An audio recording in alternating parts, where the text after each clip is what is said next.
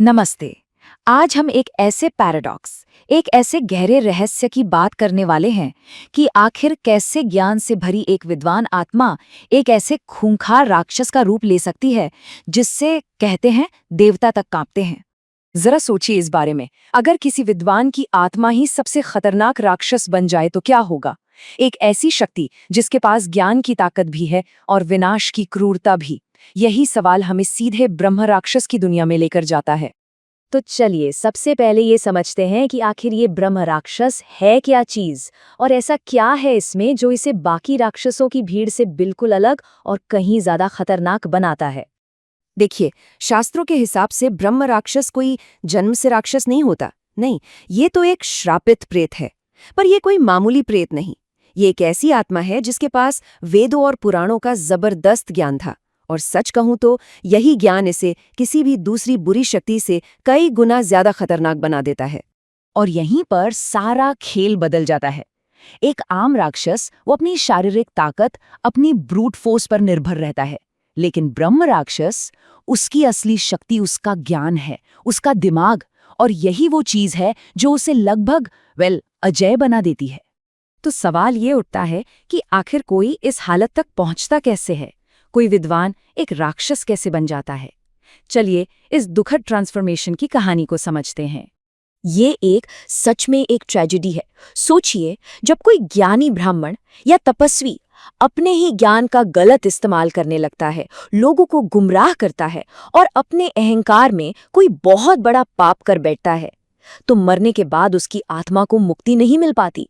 वो ज्ञान और पाप के बोझ के बीच में फंसकर ब्रह्मराक्षस बन जाती है। और इसका रूप वो भी उतना ही खौफनाक बताया गया है। कल्पना कीजिए, बिखरे हुए बाल, खून से लाल आंखें और गले में इंसानी हड्डियों की माला। शास्त्रों के अनुसार ये अक्सर भूखे प्यासे पेड़ों से उल्टे लटके हुए मिलते हैं। एक भयानक नजारा। तो अब हम ये जान गए हैं कि ये बनता कैसे है। अब बात करते हैं इसकी शक्तियों की। आखिर क्यों इसे इतना खतरनाक माना जाता है? इसकी ताकत का सारा राज तो इसके नाम में ही छिपा है। ब्रह्म यानी एक विद्वान, और राक्षस यानी विनाश। जब ज्ञान और विनाश एक साथ मिल जाते हैं तो एक ऐसी ताकत पैदा होती है जिसे रोकना लगभग नामुमकिन हो जाता है। इसकी दिमागी शक्ति का अंदाजा बस इस बात से लगाइए कि अगर कोई इससे बचने के लिए किसी एक सुरक्षा मंत्र का जाप करे ना, तो ये अपने ज्ञान से उसके जवाब में 50 और मंत्रों से हमला कर सकता है। ये बिल्कुल जानता है कि किस मंत्र से इंसान का दिमाग तोड़ा जा सकता है।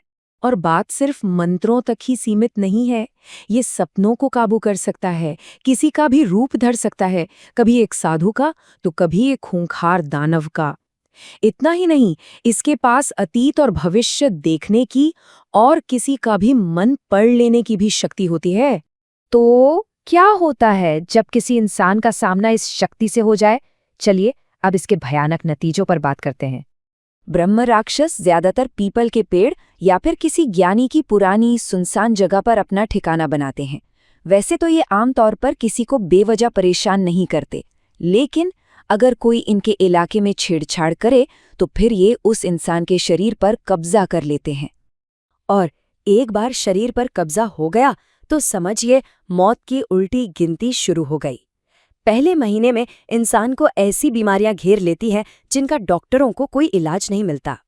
फिर धीरे धीरे उसकी आवाज बदलने लगती है, आंखें काली पड़ने लगती हैं और दिमागी संतुलन पूरी तरह से बिगड़ जाता है।